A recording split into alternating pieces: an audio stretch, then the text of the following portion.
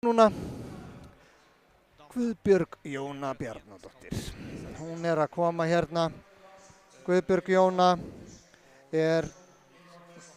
Íslendingum að minnstakosti að góðu kunn og í rauninni ansi mörgum fleiri þó hún sé kornung stúlkan og við náttúrulega gætum okkar að setja ekki of mikla pressu á unga íþróttamenn. Þeir verða að hafa tíman til þess að þroskast, vaxa og dafna. En það vita samt nú þegar margir hver Guðbjörg Jóna Bjarnadóttir Ólympíumeistari ungmenna Hana sé ég núna á skjánum og ef þetta ekki of mikið úr takti þá sjáu þið líka.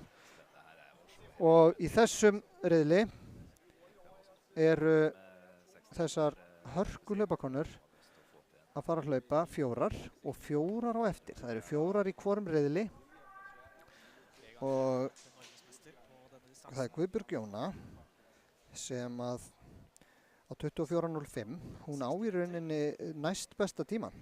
Þannig að þetta mjög sterkur riðill. Það Lísa Lilja sem hérna á næst ystu brautinni, á 5. braut, sem á 23.86 í ár. Það gríðarlega góðu tími. Það get ég allavega sagt ykkur. Það ekki og 23.27 á Helena Rönningen sem hérna að hlaupa á ystu brautinni. Þannig að þetta alveg svakalegur hraði. Guðbjörg Jóna farin af stað og þær eiga gríðarlega góðan tíma. Guðbjörg Jóna ung og efnileg á framtíðina fyrir sér, keppir hér í fullorðinsflokki á móti gríðarlega sterkum hlaupurum. Kemur hérna 4. í mark. Hún kemur 4. í mark.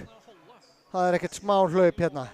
Helena Rönningen 23.58. Þetta eru engar smá hlaupakonur. Hún hlaupur á betri tíma heldur en að við áttum heldur en að besti skráður tími var hérna inn í hlaupið og var vitað náttúrulega, heyrði við ramman reipa draga hjá Guðbjörgu Jónu. En gaman að sjá svona tíma hér, 20